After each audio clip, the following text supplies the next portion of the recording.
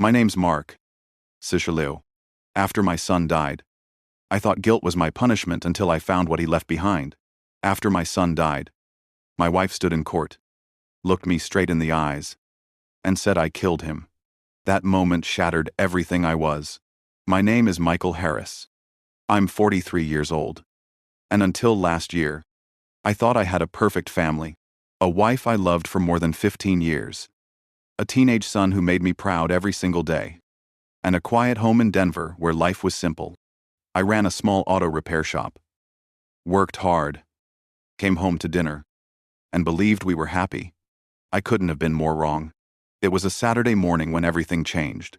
Jason, my son, was driving to his part-time job at a hardware store. It was raining hard, and I remember warning him before he left to take it slow. He smiled, said he'd be fine. 30 minutes later, a police officer knocked on our door. There'd been an accident. His car had spun out on a wet curve, hit a guardrail, and flipped. He was gone before they could reach him. I remember holding Sarah, my wife, as she screamed in my arms. I thought we were both broken in the same way. That grief had united us, but something shifted inside her after the funeral. She barely spoke to me. She avoided eye contact, avoided the house, avoided everything that reminded her of Jason except his room. Sometimes I'd find her sitting there in silence, staring at the empty bed. Then came the letter from the insurance company. The policy I'd taken years ago when Jason was born. A joint one with Sarah as beneficiary. $800,000. I didn't even think about the money. But Sarah did. She took the papers, filed the claim without a word. And when the check arrived, she was gone. A week later, I was standing in court, blindsided. Sarah had filed a wrongful death claim against me. She told the judge I had neglected the car's maintenance, that my laziness caused the accident. She brought up my profession, twisted it into proof that I should have known better. Her lawyer painted me as careless, cold, the kind of father who valued his job more than his son. I couldn't believe it. I tried to speak, but my words came out broken. The court didn't find me guilty of any crime, but the damage was done. Sarah walked away with the insurance money, and I walked out with nothing. Not my family, not my reputation, not even a home that felt like mine anymore. Nights were the worst. The silence in our house was unbearable. Jason's laughter used to fill every corner. Now it echoed only in my head. I'd wake up drenched in sweat, seeing the crash in my dreams, hearing the sound of twisting metal and Sarah's voice screaming at me. 3 months later, I couldn't take it anymore. I packed a small bag and drove across town to the old apartment Jason used to rent when he started college. It was dusty, quiet, untouched. His posters were still on the wall, a few clothes left in the closet. I sat on his bed and felt something inside me loosen, as if being in that room brought me closer to him than anywhere else. I started spending nights there. I cleaned the place, fixed small things he'd left undone, tried to imagine his life through what he left behind. I found his notebooks, his photos, his half-finished sketches. Each thing felt like a conversation we never had. But one night, while I was sweeping under his bed, I heard a hollow sound, something hard against the wooden floor. I got down on my knees and pulled out a small lockbox, metal and dusty, tucked deep against the wall. It was heavier than I expected. My first thought was that it might contain his personal things, maybe journals, maybe mementos. But the way it was hidden made me hesitate. I shook it gently. Something inside rattled. My chest tightened. Jason never mentioned anything like this to me. Not once. I set it on the desk and just stared at it. The keyhole was old, slightly rusted. I didn't have a key. For a moment, I considered breaking it open. But part of me was afraid of what I might find. That box had been hidden for a reason. I sat there until sunrise, the box still untouched in front of me, my mind racing through every possibility. Maybe it held letters, maybe secrets, maybe something that would explain why Sarah had turned so cold, why she wanted me destroyed. That morning, I decided to find out. I went to a locksmith near the corner of Grant Street. The man looked at the box, whistled, and said it was old-fashioned, military grade, something you'd only buy if you wanted to keep things truly private. He said it might take time to open without breaking it. I told him to do whatever it took. When I walked back into Jason's apartment later that day, the lockbox sat on the table, still unopened. But my hands were shaking. I wasn't ready. Not really. Because for the first time, I wasn't sure I wanted to know everything. What if the truth hurt more than the lie I'd been living with? I turned on the lamp, sat down, and reached for the box. That was when I heard the doorbell ring. I woke up before sunrise, and the apartment felt wrong and familiar at the same time. The radiator clanged, like an old heart, trying to start. And for a moment I just sat on the couch and listened to the small sounds that used to mean nothing until they added up into a map of a life I had lost. I had promised myself I would only stay a week, maybe 2, to sort through boxes and close a chapter. Now a week had turned into 3, and closing anything felt impossible. The bedroom door stuck a little when I pulled it open. Ethan's posters were still on the wall, edges yellowing from sunlight. His jacket hung where he left it, and the calendar on the nightstand still showed November 2019 circled in red. The day the world went silent. I moved through the room like a ghost, learning to remember how his things fit into space where he used to be alive. Every drawer had a small life inside it. I folded shirts with hands that didn't entirely belong to me. When I lifted the mattress, the box slid against the floor with a sound like a secret, giving up a lifetime of silence. It was metal and gray, the kind you see in movies, with a small combination dial still clean from whatever hands had turned it last. I had a dozen reasons not to open it, and none of them had anything to do with the lock. I sat back on the bed and let my palms rest on the dust. For a long time, I just looked at the box and thought about all the things we kept from each other when we were supposed to be honest. I tried the obvious numbers first, the ones a father would try without thinking. His birthday, the day he graduated, the date we moved into our house. Nothing. The metal felt colder than the rest of the room, like a piece of someone else had crept into his space.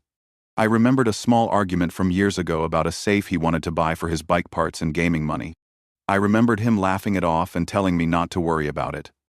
I tried to tell myself to leave it closed, and that whatever was inside did not belong to me. But my hands kept making decisions that my heart did not. The combination finally clicked on a number I could not explain. My thumb rubbed the metal where the dial had worn. The lid came up and the smell hit me first. A sharp, clean scent of paper and plastic and something like pennies. There were stacks of bills wrapped in bank bands, thick enough to make a small animal, and a row of flash drives tucked into a foam strip. At the bottom of the box lay a single envelope, the paper soft where it had been handled. My name written in a hand I knew better than my own. I sat on the floor and the world narrowed to the rectangle of paper and a voice that could have been the sound of every Sunday breakfast. Dad. The letter began, and my name blurred into a shape. The ink was careful, like the way he made his lists. I read the words 3 times because the first time was only noise, and the second time my hands shook. If you are holding this, it means I could not say it to your face. They are going to make it look like an accident. I found things at work that were not right.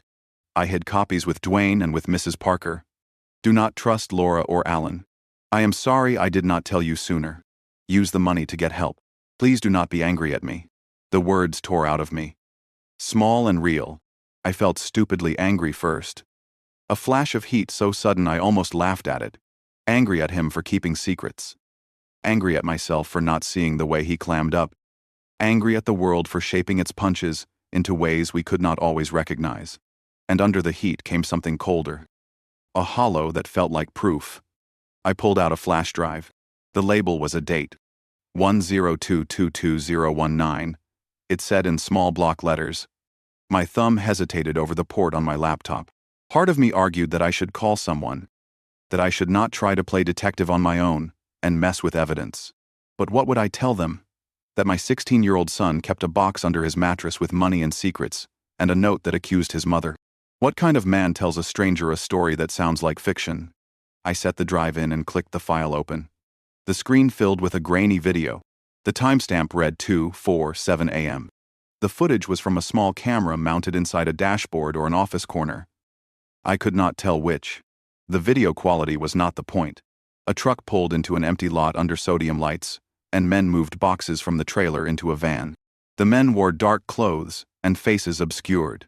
The camera held on the license plate of the truck. My stomach tightened when I recognized the number pattern. It matched a truck I had seen on routes my son talked about. He had kept track of truck numbers and drivers on a spreadsheet he never showed me. A detail I had dismissed as teenage obsessiveness. There were more videos. One showed a hand exchanging an envelope with a thick wad of cash. Another showed a man at a desk signing off on a manifest with a pen that gleamed like a promise. The files were like tiles in a mosaic that painted a picture of things moving where they were not supposed to. I scrolled through spreadsheets Ethan had exported.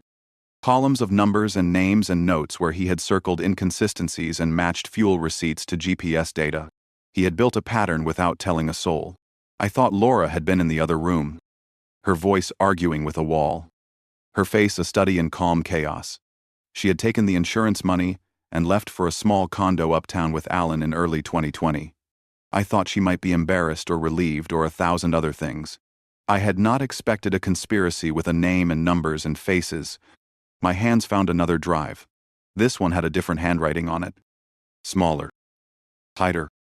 The file opened to a recording, and I did not move for a beat because moving felt like consent. A voice I did not know spoke on the other end.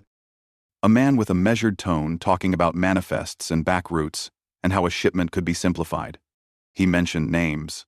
He mentioned Guardian Mutual. He mentioned someone who could make an accident look like negligence. I replayed the clip until the edges frayed. Each repetition stripped the small comforts from memory and left me with a raw, exact thing. The more I watched, the less the argument in court mattered. The less the neighbors' whispers mattered. This was not a story about a careless father. This was a ledger and a plan and proof that my son had been in the wrong place at the wrong time because he saw what others in the company were doing. The money in the box grew less like a stolen prize and more like a down payment on the next move. Ethan had not taken those bills to buy shoes or games. He had taken them from places that did not belong to him to keep evidence safe. He had thought his father would know what to do with it. That thought made me both proud and furious. He had trusted me enough to be secretive in the only way he knew how. He had trusted me enough to leave me a trail. My phone buzzed on the coffee table. It was a text from Dwayne. "Call me." I stared at the name until the numbers blurred and then I tapped the screen. His voice was as it always had been. Blunt. No room for softness. "You found it," he said. "Did you see the video?" I swallowed, and the letter in my lap felt heavier. Not all of it yet. I said, "I need time." He laughed. A dry sound. "You do not get time. Mark. They will move." He told me where to meet him, and that he had already called a friend at the station, who owed him a favor. There was a sudden, ridiculous clarity in that oddly practical plan. For weeks I had felt like I was drowning in grief and public shame. The idea of moving, of action, returned a part of me that had been asleep. I packed the drives into an envelope and slid the cash into a shred of my shirt pocket. I kept the letter on top and read it again, this time as if it were a map. As I locked the door behind me, I thought of Sophie asleep at Grandma's house and of the conversations I had avoided.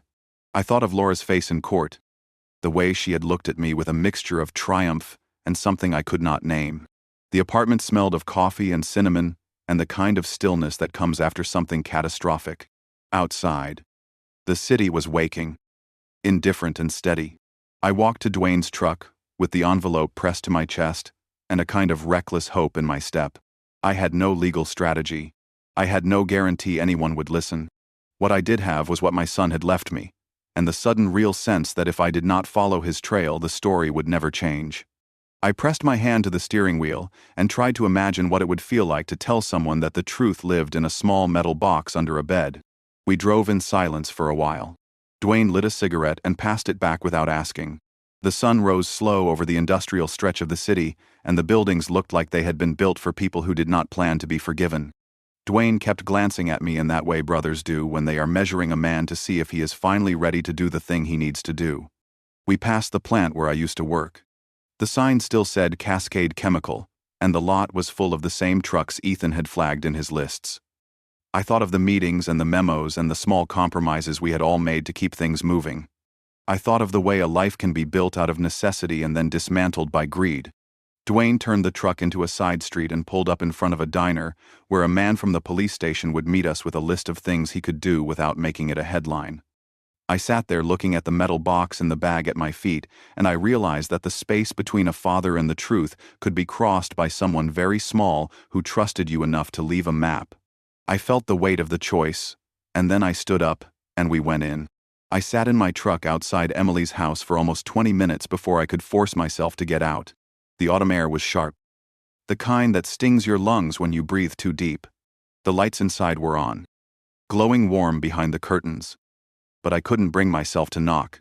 My son's laughter used to echo from those walls. Now the only sound I could hear was the faint hum of the highway in the distance. When I finally walked up the steps, my legs felt heavy, like I was wading through wet cement. I rang the doorbell. A few seconds later, the door opened, and Emily stood there, her face pale but composed, her eyes hard. "What do you want?" "Daniel," she asked, her tone flat. I swallowed hard. "I just want to talk. Please." She sighed, crossed her arms. "You already said everything in court. What else is left to say?" I hesitated. "I didn't come to fight. I miss him. I miss our son." Her expression flickered for a moment, then hardened again. "You should have thought about that before you left him in that car." The words hit me like a punch. I looked down, shame burning my chest. It was an accident. Emily. I've said it 1,000 times. I'd trade places with him if I could. Her voice trembled but stayed cold. Accident or not, he's gone. And every time I see you, I see what I lost. There was nothing left to say. I turned to leave. But then I heard her voice, quieter this time. "You need to move on. Daniel. Stop punishing yourself. It's not going to bring him back." I wanted to tell her I couldn't, that I'd tried, that the nightmares wouldn't stop, but I just nodded and walked back to my truck. Driving away, I felt the same hollowness that had followed me for months. My therapist kept saying guilt was just love without a place to go. But I had nowhere to put it except that apartment, his old place where the smell of his shampoo still lingered in the bathroom. When I got back that night, I sat on the floor next to the lockbox I'd found under his bed. I'd already pried it open earlier that day. Inside were small things, his baseball glove, a couple of drawings, and a sealed envelope with my name on it. I hadn't opened it yet. I wasn't sure I had the strength. But now, after seeing Emily, I couldn't hold back. I tore it open carefully. Inside was a folded note in his messy handwriting, the kind of uneven scrawl that always made his teachers smile. "Dad, if you find this, it means you came here. I kept some of your old stuff so I could remember you when you were gone for work. I'm not mad anymore that you missed my game. I know you try hard. Love, Sam." My vision blurred. I pressed the paper to my chest and let out a sound I didn't recognize as my own. It wasn't crying exactly, it was something deeper. Raver. The kind of sound you make when you realize there's no fixing what's broken. I stayed like that for a long time until I noticed something else inside the box. A small flash drive taped to the bottom. My hands shook as I peeled it off. Sam wasn't into computers much, but he'd started filming little videos on his tablet before he died. Maybe this was one of those. I plugged it into my laptop. The screen flickered. And there he was, Sam, sitting on his bed, grinning at the camera. "Hi, Dad. If you're watching this, it means I figured out how to make a secret video. I just wanted to say, I love you. Even when you're mad at work and tired, you're still the best dad." My throat tightened. I could barely breathe. The video ended abruptly. Just him laughing before the screen went dark.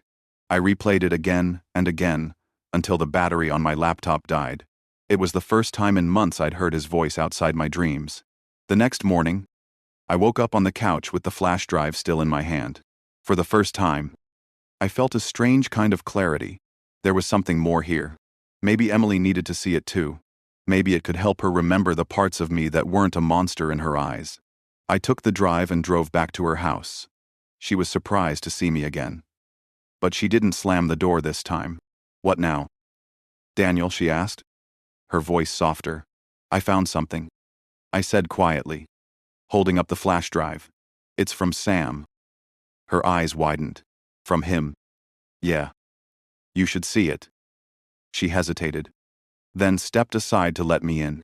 The house smelled like coffee and lemon cleaner. Just like before, I plugged the drive into her laptop. When the video played, she covered her mouth with her hand. Tears streamed down her face. When it ended, she whispered, "I forgot how much he sounded like you." We sat in silence for a long time. Then she said, almost to herself, "He loved you so much. I shouldn't have." I stopped her gently. "We both lost him. There's no blame big enough to fill that hole." She nodded, her shoulders trembling. For a moment, it felt like we were just two grieving parents again, not enemies divided by lawyers and bitterness. Then her phone buzzed on the counter. She glanced at it, her expression shifting. I caught the name on the screen, Mark. I didn't know who he was, but the look in her eyes told me everything. I stood up. I should go. "Daniel." "Wait," she said, reaching for me. But I couldn't. Not now. I walked out without looking back. That night, as I sat alone in the apartment, the silence felt heavier than ever. I played the video one more time. And that's when I noticed something I hadn't before, something in the reflection behind Sam. In the mirror on his wall, there was a shadow moving. Someone else was in the room. I froze, staring at the screen, replaying that few seconds over and over. There it was again. Faint but unmistakable, a dark shape moving behind Sam in the mirror. Like someone had been standing in the doorway while he recorded the video. My heart pounded so hard I could hear it in my ears. I leaned closer to the laptop, squinting, trying to make sense of it. At first, I told myself it had to be me. Maybe he recorded it while I was getting ready for work. Maybe that was my reflection. But the more I watched, the more wrong it looked. The figure was taller, broader. Not me. Not anyone I recognized. I shut the laptop and just sat there, breathing heavily, trying to calm down. Maybe I was seeing things. My mind playing tricks on me after everything that happened. I'd barely slept in weeks, but something about that shadow clung to me. A cold unease I couldn't shake. The next morning, I brought the video to Detective Harris, the officer who had handled Sam's case. He looked older than I remembered. Gray showing through his hair. Eyes tired but kind. He watched the clip in silence, leaning forward with his elbows on the desk.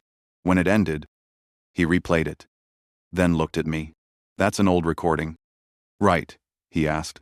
"Yeah. I don't know when he filmed it. Maybe a week before." I couldn't finish the sentence. He nodded slowly.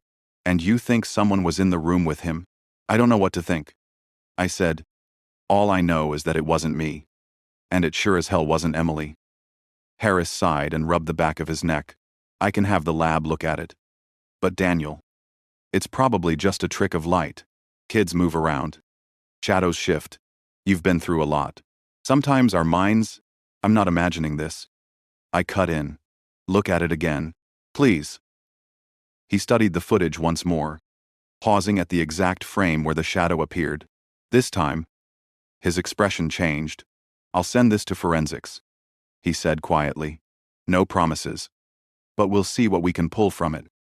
I thanked him and left, feeling both relieved and terrified. If there really was someone in that room, then everything I believed about Sam's death might not be what it seemed.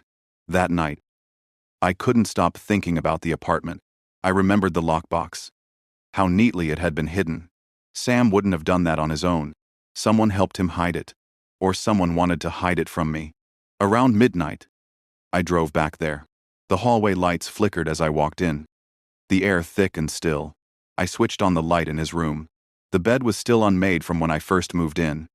The sheets tangled like a memory I couldn't straighten out. I stared at the mirror, the same one from the video. It was just glass and dust, but I kept staring, waiting for something to move. Then I noticed a small scratch on the wall near the baseboard. I knelt down, tracing it with my fingers. It wasn't a scratch. It was the edge of something taped over. I peeled it back carefully. Beneath the tape was a small plastic keycard with a logo from Cedar Ridge Storage. A storage unit. The name rang a bell. Emily had mentioned once that she rented a place there years ago to keep old furniture after we moved. But we'd closed that account. Or at least, I thought we had. The next morning, I drove straight to Cedar Ridge. The manager, a short guy with a goatee, looked suspicious when I asked about Unit 214. That one's under Emily Carter, he said, tapping his computer. Payment's been coming in automatically for 3 years. Can I see it? I'm her ex-husband. He shook his head. Sorry. Only the account holder or someone on her authorization list. I pulled out my phone and called Emily. She didn't pick up. I tried again. Nothing. Finally, I sent her a text times Emily. I found something. I think it's about Sam. Please call me. No response. So I waited in the parking lot. Hours passed. Around noon, a silver SUV pulled in. Emily stepped out, sunglasses on, looking tense. When she saw me, her shoulders tightened. Why are you here? She asked, walking toward the office. I found this in Sam's room. I said, holding up the key card. It's your storage unit. What's in there? Emily. She froze for a moment, then looked away. Old things. You don't need to be here. Please, I said softly. If there's anything in there connected to him, I need to know. She hesitated, then sighed. Fine. But after this, you leave me alone. We walked to the unit together. The metal door screeched as she rolled it open.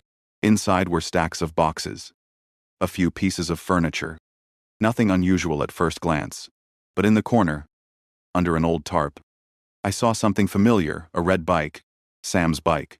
The one I thought had been stolen months before the accident. My stomach dropped. Emily.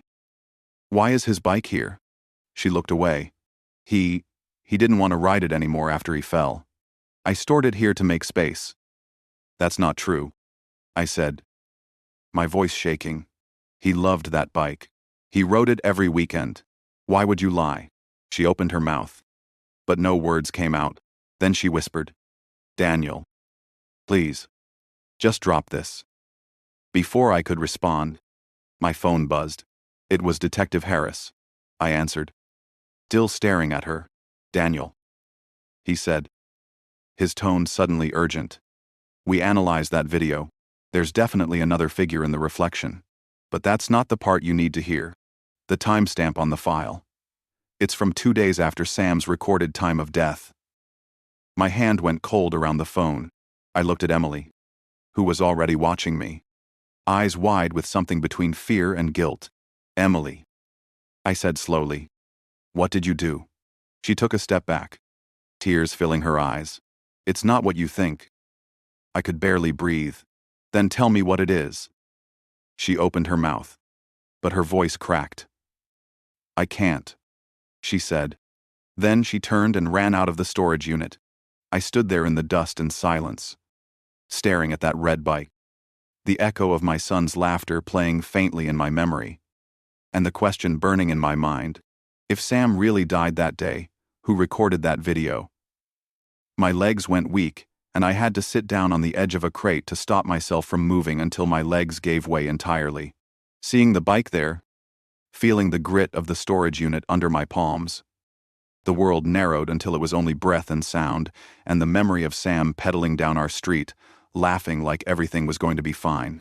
Emily running away made the air taste metallic. I should have followed her, shouted after her, demanded answers. Instead, I held the keycard in my hand and dialed Detective Harris. He picked up on the second ring, his voice low with the fatigue of a man who had seen too many bad endings.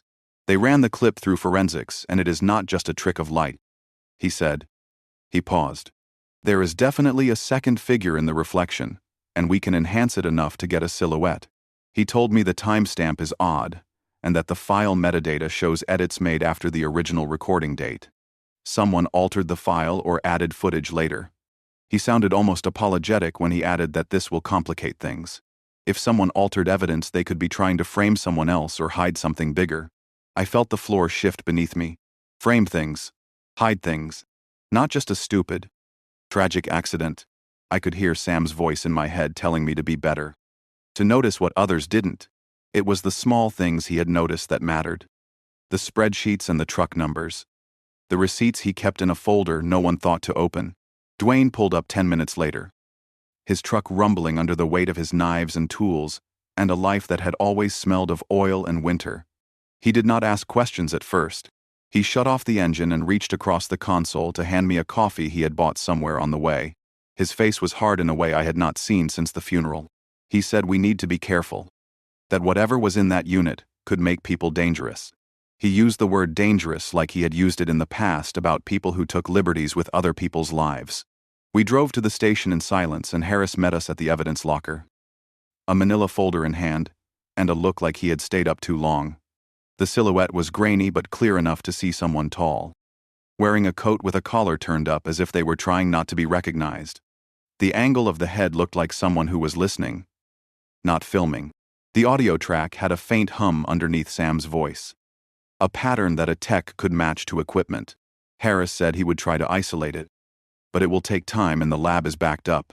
He asked me whether I knew anyone who would benefit from making Sam look like a careless kid. I thought of the way the insurance checks were cashed and where Laura went after court, and I answered him without thinking. Laura had moved in with Alan Green. She had practically disappeared into the world of neat bars and tidy townhomes, and people who do not ask where their money comes from. I could not believe she would do something like that. But then again, she had shown me a face in court I did not recognize anymore. Harris said he would make discreet inquiries at Guardian Mutual if I wanted him to. He warned me about accusations, and how easy it could be for the wrong person to be painted guilty, while the real story stayed buried.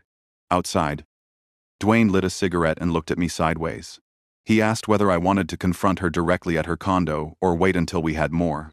My gut said rage. Move. Confront. Pull the thread and see what unravels. My head, the part that had watched the system swallow men whole for less, said we needed more than heat. Evidence gets you in a room with judges and investigators. Heat gets you headlines and lawyers. Dwayne looked at me like he knew the version of me that wanted immediate retribution. He said we do this smart. We left the station with Harris promising to call as soon as he had something clearer. On the way back through town, I walked past a coffee shop where Sam and I used to get eggs in the morning. It was midday, and the place smelled of burnt sugar and someone else's life. I thought about how many mornings I had not made because of overtime, and how many times Sam had promised to wait up front, and then I had been late. Regret has a slow, persistent way of settling in. Later that afternoon, I called Alan Green. I told myself it was just to ask questions, to see if he would tell me anything useful about Laura. But the real reason was to watch his face when I said Sam's name. The line rang twice, and then it connected. He said he was busy and was he calling about the settlement. I told him I wanted to meet for coffee. In public. He agreed. His voice polite and thin, and something inside me recoiled at that politeness like it was a mask hiding a blade. We met at a public place. A strip of restaurants with tidy planters, and a man playing a guitar near the entrance. Alan had that clean, curated look. Pressed shirt. Shoes that did not know mud. He shook my hand and mentioned condolences and how things had been hard for him too. I told him I had found things in Sam's apartment and that I thought the videos showed someone else. He looked calm, and then his eyes flicked for a second, and I saw something like a calculation. I am sorry you are dredging this up, he said. His voice had something edge-sharp in it now. Laura and I settled matters for the children's sake. You should let this rest. Daniel. I loved the way he said the name Daniel, like it was a small, unimportant thing. I wanted to tell him what the box had contained. How Sam had hidden money to keep copies. How my son had left breadcrumbs for me to follow. But I did not give him that satisfaction. I told him I was just passing through and asked about his work. The flights he had mentioned. The clients he handled. He deflected. People who are hiding things rarely tell you everything on the first meeting. Afterward, I could not stop myself from following him. It was not a rational move. But my legs had a mind of their own. I watched as his car drove a route through a part of town with warehouses and loading docks. The same area where Ethan had tracked trucks. He parked by a small office building that smelled like lemon cleaner and money. He went inside for 30 minutes and came out looking relieved, as if a weight had been lifted. I went back to Sam's apartment that night and spread the flash drives out on the kitchen table, like evidence in a case I was constructing one frustrated fact at a time. The drives had dates stamped on them, and some were earlier than others. One was labeled simply with a date that made my stomach drop. The file on that drive was a voice memo, not a video. And in it, Sam's voice was quieter, like he was worried about someone overhearing. He spoke about numbers and manifests, and that he had the receipts in a folder in his locker. He said he was scared and that he had hidden copies in 3 places just in case. He mentioned a storage unit. He said to trust Dwayne, and to not trust Laura and Alan. I replayed it until my ears rang.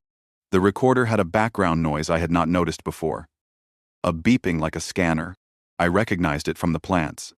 I imagined Sam listening in a break room or standing at a loading dock, watching men move crates that were not on the manifest, and writing it down in his phone. He was methodical about it. That was the part of him I had always loved. He wanted fairness. Even if he was only a kid. My phone buzzed in the dark, and it was Harris with a single line that made my stomach drop again. We pulled license plate records for Alan Green's car, and there are runs in and out of dates that match the shipping logs Ethan flagged. He said, I can't prove anything yet, but the pattern is ugly. He was careful to say pattern and not accusation, and I was grateful for that because vengeance without proof is a story that gets you hauled away. He said to be cautious, to meet him at the station in the morning with what I had. I lay awake until the sun started to push through the blinds and thought about how small acts of attention changed everything. Sam had noticed oddities and written them down. He had hidden a lockbox under his bed because he did not trust adults to keep him safe. He had trusted me enough to leave the key to a puzzle only a father could solve. I had that key now, and for the first time in months, the knot of guilt in my chest felt like something I could work through, instead of a stone I would carry until it crushed me. I pulled the letter close and read it again. The careful handwriting a map. He had known something dangerous. He had left evidence and a plea. Now it was my turn to be the parent he thought I was. I folded the paper and put it back in my wallet. Dawn came and I finally slept for a few hours with the weight in my hands. Not the weight in my chest. That night I couldn't sleep. The words in that old email burned through my mind like acid. If anything happens to me, don't trust her. His name was signed at the bottom. My son. Tyler. I read it again and again. My hands shaking. My throat tightening as if the air had turned to glass. I felt sick. The room spun. I sat on the edge of the bed and just stared at the shadows on the wall, listening to the hum of the refrigerator from the kitchen. I didn't know what was real anymore. By morning, my eyes were dry and red. I drove to the police station with the lockbox in my passenger seat. I told them everything. They listened. Took notes. Asked to keep the box and the letter. The officer's face stayed calm, but I could see something flicker when I showed him the email. He said they'd reopen the case. That they'd have to check the handwriting, verify the messages, confirm the date stamps. I walked out into the sunlight feeling both lighter and heavier at the same time. I sat in my truck for a long time before starting the engine. I didn't know if I should feel relieved or terrified. My hands gripped the steering wheel until my knuckles went white. For the first time since the funeral, I had a direction. Not peace, but purpose. 2 days later, I got a call from Detective Howard. He wanted to meet in person. We sat in a diner on the edge of town. The kind of place with cracked leather booths and coffee that smells burnt no matter how fresh it is. He said the email header was authentic. It came from Tyler's old laptop, sent 3 days before the accident. He hesitated before telling me the second part. The life insurance beneficiary change had been processed exactly 1 day after that email. My stomach dropped. Do you think she... I couldn't finish the sentence. He didn't answer directly. We're not ruling anything out, he said. But we'll need more. A motive's one thing. Proof is another. After he left, I sat there staring at my reflection in the window. The world outside looked the same. But nothing felt the same anymore. The idea that my wife, the woman I had loved for 15 years, might have had something to do with our son's death. It tore through me like a slow knife. That night I drove past her house. The lights were on in the kitchen. She was inside, pouring herself a glass of wine, smiling at something on her phone. I sat there in the dark, watching through the windshield. My heart pounding so loud it felt like the whole truck could hear it. I wanted to storm in and demand answers, but something in me stopped. If she was capable of what I feared, I had to be careful. Instead, I went home and pulled out an old photo album. There was Tyler at 6, wearing that ridiculous dinosaur costume he loved so much. Then the photo from his high school graduation, her hand on his shoulder, his smile wide and proud. I studied her face in every picture, searching for something I'd missed all these years. The next morning I got a message from an unknown number. It was just a single line: "You should stop digging. Daniel." No name. No punctuation. My stomach tightened. I called the number, but it went straight to voicemail. I drove to the police again and showed them the message. They told me to stay calm, not to respond, and to keep any further messages. But I could tell they didn't know what to make of it either. The following week felt like a blur. Every sound made me jump. Every shadow looked suspicious. I started noticing a black SUV parked a few blocks down from my apartment more than once. Maybe it was paranoia. Maybe not. Late one night, I woke up to the sound of something outside. A car door closing. Footsteps on gravel. I peeked through the blinds. Holding my breath, a figure was walking toward my building. Tall. Wearing a hood. I stepped back, my heart hammering against my ribs. The person didn't come to my door. They stopped near the mailbox, bent down, and slipped something inside. Then they left. I waited until the engine faded into the distance before going down. My hands were trembling as I opened the mailbox. Inside was a small brown envelope. No name. No address. Just a single USB drive. I stared at it for a long moment before going upstairs and plugging it into my old laptop. The drive contained only one file. A video. When I opened it, I saw the date on the bottom corner: 2 weeks before the accident. The footage was from a dash cam. My breath caught when I saw Tyler's truck, parked by the side of a road I recognized. Then another car pulled up behind him. My wife's car. I froze, staring at the screen. The video was grainy but clear enough. She got out, walked up to his window, and they talked. I couldn't hear the sound, but her movements were sharp, angry. She pointed at him, then at something in her hand. He shook his head, stepped out of the truck, gesturing with both hands, as if pleading. Then she slapped him. The video ended right there. My whole body went cold. I played it again, and again, hoping I'd see something different, some sign that it wasn't what it looked like. But it was. I sent the video to Detective Howard that same night. He called me first thing in the morning. His voice was low, controlled. "We're taking this very seriously," he said. "This could change everything."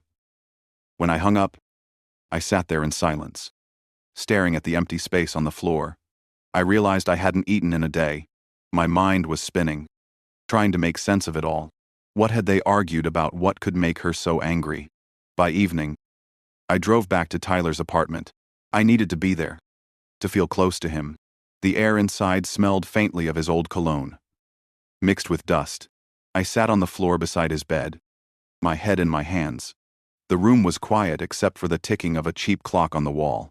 I whispered his name, and for a moment I thought I could hear him. Not really his voice, but something like the echo of a memory. I thought about the way he used to call me, old man, with that teasing grin. I thought about how we hadn't talked much those last few months. Maybe if I'd been there more, he'd still be alive. The guilt was crushing, but beneath it, a spark of something else began to grow. Anger. If she had anything to do with this, I was going to find out, no matter what it took. Outside, a storm began to roll in, thunder rumbling across the hills. The lights flickered. I looked toward the window, half expecting to see that SUV again, but the street was empty, just the rain, falling hard against the glass, washing the dust off everything except me. The storm didn't stop all night.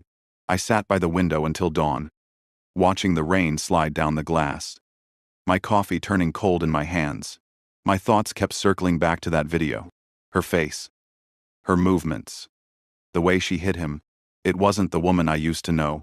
Or maybe it was, and I'd just never wanted to see it. When the sun finally came up, the world outside looked washed out, pale. I drove to the station again. Howard met me in his office, his tie crooked, his eyes red from lack of sleep. He told me they'd already verified the dashcam footage. The timestamp was real. The road in the video matched the one near the lake where Tyler's truck had gone off the guardrail. He leaned back in his chair and said they were submitting everything to the prosecutor's office for review. I nodded. But it didn't feel like a victory. It felt like standing on the edge of something dark and bottomless. I asked him if she knew about the investigation. He hesitated before answering. "We haven't questioned her yet," he said. "But she'll know soon." That drive home felt like moving through fog. My phone buzzed a few times. Messages from unknown numbers. I didn't even look. Every part of me felt stretched thin, ready to snap. When I pulled into my parking spot, I saw that black SUV again. Same tinted windows. Same plates. This time I walked straight toward it. The driver's window rolled down halfway. A man I'd never seen before was behind the wheel. Mid-40s. Clean cut. Expressionless. "Can I help you?" I asked. My voice harder than I intended. He didn't answer right away. He looked at me for a few seconds, then said, "You should go home, Mr. Walker. Let the police handle this." My heart kicked in my chest. "Who the hell are you?" He didn't reply. The window rolled up and the SUV drove off smoothly. Like nothing had happened. I stood there, soaked in the drizzle, staring after it until it disappeared around the corner. That night, I couldn't stop replaying his words. Let the police handle this. How did he know what I was doing? Howard hadn't told anyone. Not officially. Someone was watching. I started digging again. This time into her finances. I still had access to some of our old joint accounts. And with a few clicks, I saw transfers. Regular ones. To a consulting firm in Chicago I'd never heard of. The amounts weren't huge, but consistent. Every month. I looked up the name online. The company's website was just a single page with a phone number that didn't work. I felt a chill crawl up my neck. By midnight, I was driving again. I didn't even know where I was going. Just following some instinct to move. The roads were slick, and the rain had turned into a light mist. Eventually, I found myself near the lake. The guardrail where Tyler's truck had gone through was still bent. The metal scarred and rusted. I parked and got out. The air smelled of wet earth and pine. I walked down the embankment, my flashlight cutting through the dark. At the bottom, I found the spot where the truck had been pulled out. The ground was uneven, still scarred from the toe. I knelt and ran my hand over the soil. Something caught the beam of my light. A small piece of metal, half buried. I picked it up. It looked like part of a keychain. A broken ring with a bit of leather still attached. My son had one like that. A baseball glove charm I'd given him when he was 15. I felt my throat tighten. I slipped it into my pocket. When I climbed back up to the road, I saw headlights approaching. I turned off my flashlight and stepped to the side. The car slowed as it neared me. It was her car. She stopped, rolled down the window, and looked right at me. "What are you doing here?" "Daniel." Her voice was calm. Too calm. I took a step closer, the rain running down my face. "You tell me. What were you doing here the night he died?" Her jaw tightened. "You think I had something to do with it?" "I saw the video." She froze. For a second. Her mask slipped. Then she looked away. Her voice low. "You shouldn't have seen that." My stomach turned. "What the hell does that mean?" She didn't answer. She just shook her head, started the car, and drove off. The red taillights disappearing into the mist. I stood there long after she was gone. The rain dripping from the brim of my jacket. I didn't know if what I'd just seen was guilt, fear, or something worse. But I knew one thing. She was hiding something. The next morning, Howard called again. They'd brought her in for questioning.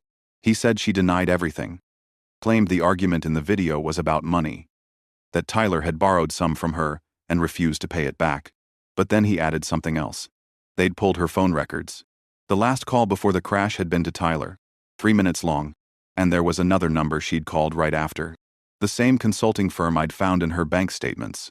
Howard said they were looking into it. I could hear the weight in his voice. Things were shifting fast. I spent the rest of the day pacing the apartment, checking the windows. Unable to focus. I thought about Tyler's voice. The one message I still had saved on my phone. The last voicemail he'd left me. I played it again. Listening to him laugh about fixing his old truck. Telling me he'd call tomorrow. That tomorrow never came. When night fell, I sat at the table with the broken keychain in front of me. I turned it over in my hands. The leather worn soft from years of use. It was all I had left that felt real. Then came a knock on the door. 3 slow knocks. I froze. I went to the peephole. But the hallway was empty. A second later, I saw something slide under the door. A folded sheet of paper. I picked it up and unfolded it. It was a photo. A still frame from that same dashcam video. Only this time, the focus wasn't on my wife. It was on the background. On another car parked a few yards up the road. The license plate was visible. It was the black SUV. I sat down hard, the paper trembling in my hands. The realization hit me all at once. Whoever had been following me wasn't protecting anyone. They were cleaning up. I looked out the window again, scanning the street, the parking lot, every shadow between the streetlights. Nothing moved. The air felt heavy, charged, like the pause before a storm breaks. Somewhere deep inside, I knew the truth wasn't buried much longer, but the closer I got, the more dangerous it became.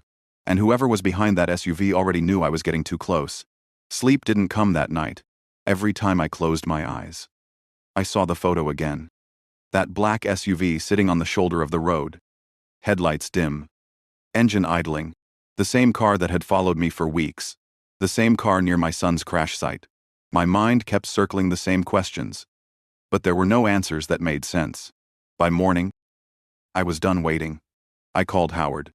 Told him about the photo. He sounded alarmed but careful. His words measured. He asked me to bring it to the station. I drove there fast, heart pounding with every mile. When I handed him the photo, he studied it for a long time, then looked at me. "Where did you get this?" he asked. I told him about the knock on the door, the empty hallway. He didn't write it down. He just folded the photo and slipped it into a folder, his expression tight. Then he said something that made my stomach turn. "That SUV, it's registered to a private security firm. Name's Archer Strategic Solutions. They're based out of Chicago. The same city where that fake consulting company was listed." He told me to go home. Said they'd handle it from here. But I knew that tone. It was the same one he used with victims' families when he didn't want them to interfere. I nodded. But as soon as I left the station, I drove straight to a small diner on the edge of town and pulled out my laptop. If the police were moving slow, I couldn't afford to. The website for Archer Strategic was a front, just like the consulting firm. But after a few searches and a handful of forum posts buried deep online, I found connections, several lawsuits, all sealed, complaints about missing contractors, NDAs, and settlements. One post mentioned a man named Frank Nolan, a former employee turned whistleblower. No address listed, but a reference to an old mechanic shop he ran out of Aurora, Illinois. It was a 5-hour drive. I packed a bag, grabbed the photo, and left before I could talk myself out of it. The highway stretched out under a gray sky. I barely noticed the towns passing by. Just mile after mile of asphalt and noise in my head. When I finally reached Aurora, the sun was sinking low. The shop was still there, tucked behind a row of warehouses. The sign half faded. I parked, stepped out, and approached the door. Inside, a man in his late 50s was hunched over an engine block, grease on his hands. He looked up when he heard the door, eyes narrowing slightly. "You Frank Nolan?" I asked. He wiped his hands on a rag. "Who's asking?" "My name's Daniel Walker. I think you used to work for Archer Strategic." He froze for a moment, then motioned me to close the door. I did. He poured himself a cup of coffee and sat down on a stool, studying me carefully. "You, with them?" "No," I said. "But they've been following me. My son's death. I think they were involved." His eyes shifted, the guarded look of someone who'd been hiding for too long. "What makes you say that?" I pulled out the photo and laid it on the workbench. He stared at it, then exhaled slowly. "Yeah, that's one of theirs. I used to drive those cars. They like to stay invisible. But they're everywhere." "What do they do?" I asked. He gave a humorless laugh. "Whatever they're paid to. Surveillance, blackmail, asset recovery. Sometimes worse. If your wife was connected to them, you're in deep trouble." Friend. I felt the words hit me like a punch. She wired money to a Chicago consulting firm. I think it's tied to them. He rubbed his jaw, thinking. That tracks. They use shell companies for payments. Keeps things off the books. Look. I don't know who your wife's working with. But if Archer's in it, something big's behind it. He walked to a dusty file cabinet, pulled out a folder, and flipped through it. Here. A few years back. They ran a job for an insurance company. Car accidents. Fake investigation. Covering up payouts. You see where I'm going? My throat tightened. Are you saying my son's death was staged? He shrugged. Not unkindly. Could be. Or maybe someone wanted it to look like an accident. Either way. You won't get answers in a courtroom. These people erase everything. I stared at the photo again. Then how do I stop them? He looked at me for a long moment. Then reached into a drawer and slid a small USB drive across the table. You didn't get this from me. It's old data. Logs. Client lists. Maybe even your wife's name. But once you open it, they'll know. You sure you want to keep digging? I pocketed the drive. I've already lost everything. I just need the truth. As I walked out, he called after me. Be careful. Walker. People who go after Archer don't come back the same. I drove through the night again, the USB in my pocket, feeling like a live wire. When I got home, the building was dark, quiet. I locked the door behind me, turned off every light, and plugged the drive into my laptop. Files loaded one by one. Invoices. Transfers. Names. Then I saw it. A folder labeled Case 4729. Inside. Payment logs under my wife's name. Dates matching the weeks before Tyler's death. Notes about containment. Media control. And one entry that made my blood run cold. Termination confirmed. Payment released. I sat there, shaking. My mind barely processing what I was seeing. Then my phone buzzed. Unknown number. A text. Stop looking. No signature. Just those two words. I unplugged the laptop and backed up the files to a drive I hid in a vent. Every instinct screamed that I was being watched again. I went to the window and looked outside. The street was empty. Except for a car parked across the road. Headlights off. It wasn't the SUV this time. It was my wife's car. I didn't move. Didn't breathe. The driver's side door opened slowly. She stepped out. Standing under the streetlight. Her face pale and unreadable. She looked right at my window. Like she knew I was there. Then she raised her phone and took a picture. The flash lit up the night. When the light faded, she was gone. The car, too.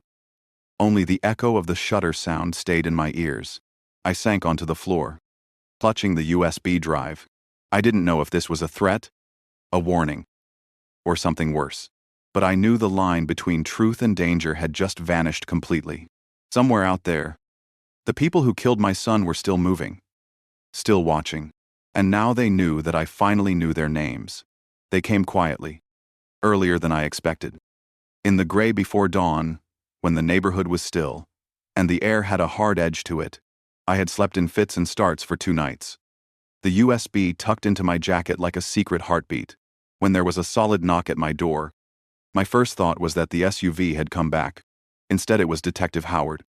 His face drawn but steady. And 2 agents I had never met.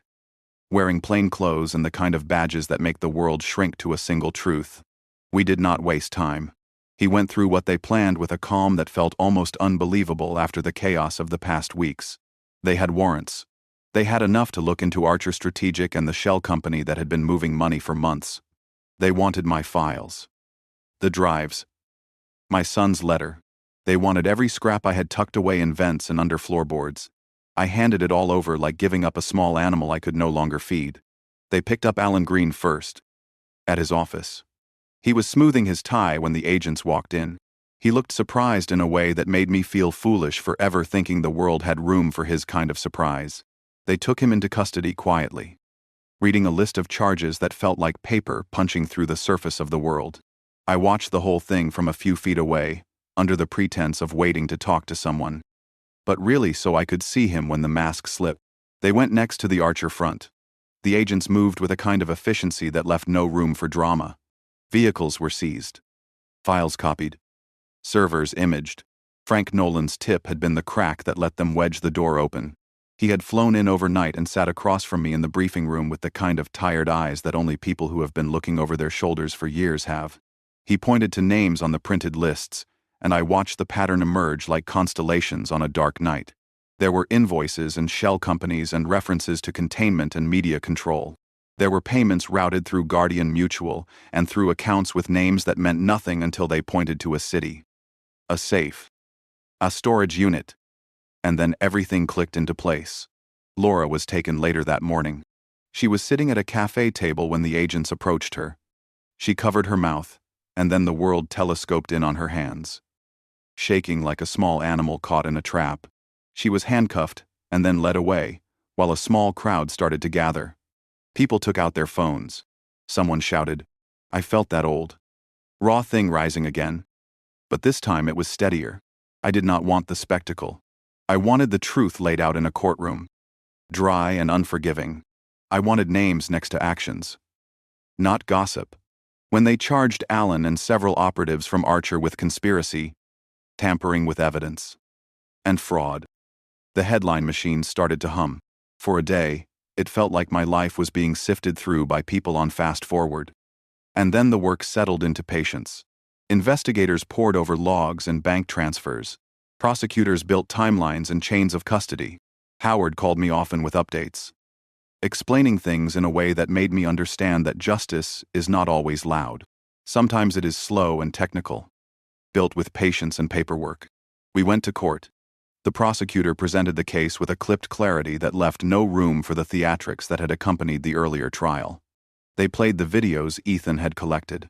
They showed the altered metadata and the bank transfers. They called Frank Nolan as a witness.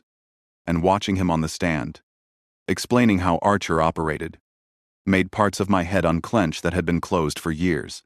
Allen's defense tried to poke holes, tried to make anything feel possible. But the evidence was heavy and precise.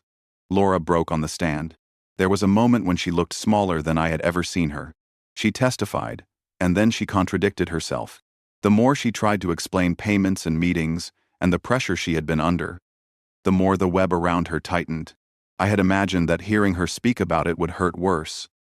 But it felt like watching a house burn from the inside. The person I had loved was a set of actions on a ledger now. A story that did not align with the woman in my old photo albums. The jury came back the way I had almost hoped and almost feared. Guilty on conspiracy. Guilty on fraud. Guilty on tampering. Allen received the heaviest sentence. Archer's engineers faced years in federal custody. Guardian Mutual was fined, investigated, and forced into a settlement that included restitution and oversight. The insurance company agreed to return the payout and to work with the victims to make things right. It was a portion of closure. Money would not bring Tyler back. But it pulled one sharp edge from the wreckage. After the verdicts, a kind of quiet, settled, people called. Some offered sympathy in the clumsy way people do when they do not know what else to say. Others sent messages that felt like absolution, like thin bandages over larger wounds. I met with the prosecutor to talk about the civil side of things. About the insurance claim and the estate. The legal work made my brain ache. But it kept my hands busy and my mind tethered. I signed documents to reopen accounts and to redirect funds into a trust for Sophie, and later into a small foundation in Tyler's name to support kids who reported wrongdoing in their communities. It surprised people that I did not press for revenge in the petty way the internet makes famous. I did not want Allen broken in ways that matched my loss. And I did not want Archer destroyed beyond repair. What I wanted was the truth fixed into place. The public record corrected. The facts available for anyone who wanted to understand. I wanted Tyler's name not to be a rumor, but a documented fact. I wanted other parents to know that a kid who notices things and keeps lists can matter. There is a hard edge to moving on. But I found it in small, ordinary things. I kept a photograph of Tyler on the mantle. And sometimes I made his favorite pancakes on Sunday mornings. Sophie, who was 10 when this started, began to sleep better. She talked about school and friends and the stupid name of a dog she wanted. Those small pieces of life began to knit back together. I still dream. I still wake up with the taste of panic in my mouth some nights. Sometimes I drive past the lake and park and sit in the car for a while, watching the place where everything changed. It is quieter now in a way that is almost unbearable, and almost a mercy. I have learned that justice does not always come dressed in the way we imagine. Often it wears a suit, and files, and cases, and patience. Sometimes it is delivered in the steady work of people who do their jobs when no one watches. The box under the bed was still with me. I kept the letter tucked into the wallet where I could find it. He had trusted me with the map of truth, and I had followed it. Clumsy and late and imperfect. That felt, in the end, like something to hold on to.